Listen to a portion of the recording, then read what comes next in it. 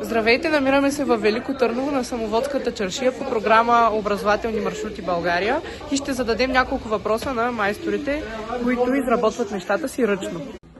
От колко време се занимавате с този занаят и как започнахте?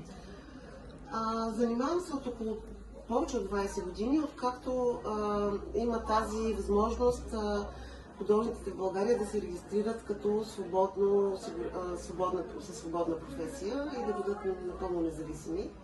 И тогава аз започнах, направих си регистрация, аз съм художник по образование, направих си регистрация. И всъщност бижутата и принтовете, които изработвам, са част от всичко, което правя. То просто това малко магазинче, това мога да изложа, иначе работя по-големи неща. Започнах, като си купих къща на село, там имаше много цветя и много растения. И така станаха нещата, че подсказа ми самото ми обкръжение с какво искам да се занимавам, какво ми харесва.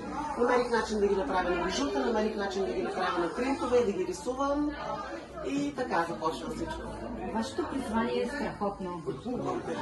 Също така искам да ви попитам, кое е Или излизате там, където давате при хората. Където идват туристите.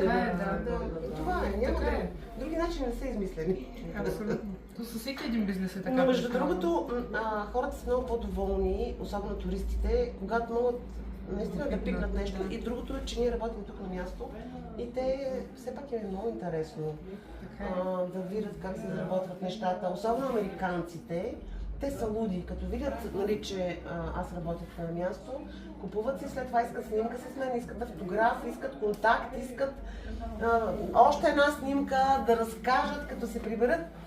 Имам усещането, че все повече намалява ръчния труд, особено в Щатите.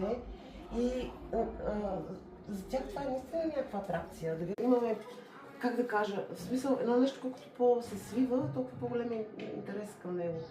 Нали, от търговска гледна точка. Малко предлагане. Голямо търсене. Така.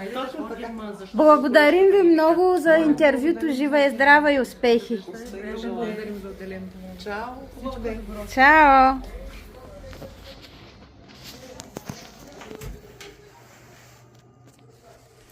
И чакаме от цял свят хора идват. А вие как промотирате, освен тук в Дюкянчето, имате ли страница в интернет? Чудесно. В интернет, в Инстаграм и Фейсбук. И чуждестранните туристи сигурно много се радват така. Да, радват се, нали, като търговия само в България. С куриер работим, по интернет говорим, защото в чужбина е трудно, иначе на място, в смисъл то си е работилница и си работиме тук и си продаваме. Нали.